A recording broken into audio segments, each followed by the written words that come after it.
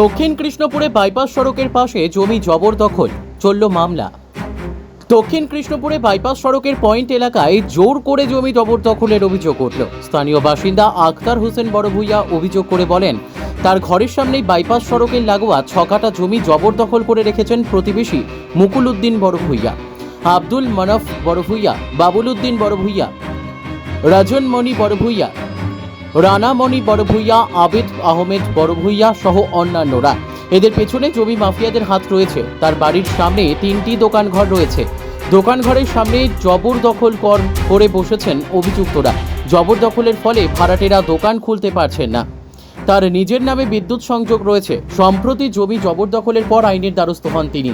আদালতের নির্দেশে বৃহস্পতিবার সেটেলমেন্টের আধিকারিক ও কর্মীরা পুলিশের সহযোগে এসে জমিটিতে মাপজোক করে যান।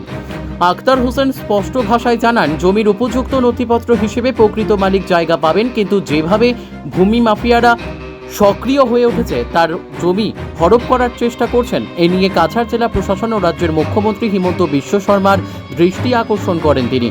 ভূমি মাফিয়াদের বিরুদ্ধে বিহিত ব্যবস্থা নেওয়ার দাবি জানান। পাশাপাশি আদালতে ন্যায় বিচারের মাধ্যমে নিজের জমি ফিরে পাবেন বলে আশা প্রকাশ করেন।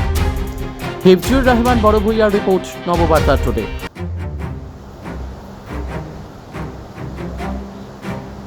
একটা জিনিস আবেদন জানাইতাম চাই, যে দক্ষিণ কৃষ্ণপুর বাইপাসের সামনে যে আমার 3টা দোকান আছে, দোকান থাকাকালীন অবস্থায় দোকানও ভাড়া দেওয়া আছে, প্লাস তার এগ্রিমেন্ট আছে।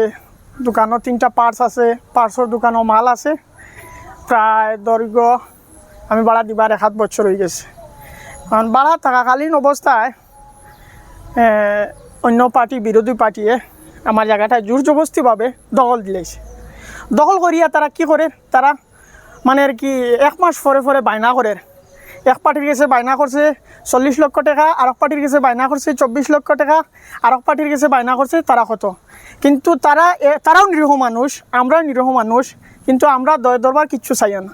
আমরা এইটাও যে মিডিয়ার মাধ্যমে যে আপনারা জানাই যে কাগজপত্রে ডকুমেন্টে জায়গা জমি আমার যদি ডকুমেন্ট তাকিয়ে থাকে, তাইলেতে আমি মিডিয়ার মাধ্যমে এইটা জানাই যে সমস্ত আসামবাসীর কাছে আমার একটা অনুরোধ, যে আমার লিগেল যদি ডকুমেন্ট হইয়া থাকে আমি আইনের আশ্রয় লইছি, যাতে আইনে আমি আমার ডকুমেন্টের অনুযায়ী আমি আমার জমিটা পাইতাম। আমি কেস করছি, কেস করার পরে 145 হয়েছে। 145 থাকি আমি মনে করো এসপি, সেটেলমেন্ট অফিসার এইসব মানে আর কি লইয়া তারপরে আমি আমার জায়গাটা 6 কাঠা মাপ দিয়া আমি আমার রিপোর্ট ফাটাই দিলেছি। এখন আমি এইটা মিডিয়ার মাধ্যমে জানাই যে এই কিছু করার পরেও আমি অবজেকশন দিছি আমার জমিটা যাতে বিক্রি না হয়।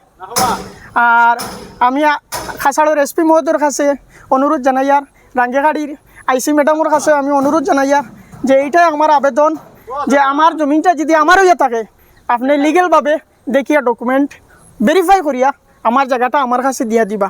আর আমি এইটাই মানে আর কি বেশি মানে আর কি নির্যাতিত হইয়ার, যে ও কারণে যে এগেইনস্ট পার্টিরে আমি বারবার রিকোয়েস্ট করছি, তারার যদি এই জমিনটা যদি হইয়া থাকে তারা আমার কাছে বউক এনি টাইম, তারার জমিন যদি হয়ে থাকে আমরা তারারে দিয়া দিলেমু। আমরা ঝগড়াঝাটি করি না। তারা 100-150 মানুষ লইয়া টিনের বেড়া দিয়া এই জায়গাটা আবদ্ধ করে রাখি দিছে। এর বাদে এইখানেও আমার ফেইন আছে, আমি এখন ফেইন আমার ভিতরে ঢুকাইবার দেন না। দীর্ঘ 1.5 মাস হয়ে আসছে আমি গরুর খেটর বা করতাম পারি না। এখানেও খোলা গাছ আছে, প্লাস আমার এইখানেও গরু, আমার কারেন্ট, ইলেকট্রিক বিল সব কিছু আছে। তারা সামনে খাস জায়গাটা, সরকারি জায়গাটা খাসের মধ্যে ঘর বানাইয়া আবদ্ধ করে রাখছে, এবং আমার রাস্তার সামনে তারা একটা ল্যাট্রিন বানাইছে, যে ল্যাট্রিনের দুর্গন্ধ আমি চলাচল করতাম পারি না, যে আমার বিভিন্ন ধরনের অসুবিধা হয়। আমি পুলিশ প্রশাসনের কাছে একটা অনুরোধ জানাইয়া যে আমার ন্যায্য বিচার আপনারা যাতে অতি সত্তর ভিতরে তাড়াতাড়ি অ্যাকশন লয়। আর আমি আরেকটা জিনিস জানাইয়ার যে অনুরোধ, যে বউ মাফিয়া সিন্ডিকেট আমার জমিনটা বিক্রি করবার লাগিন তারা বারবার প্রচেষ্টা করে, বারবার আমার হ্যারাসমেন্ট করে, বারবার আমার দিকদারিদের।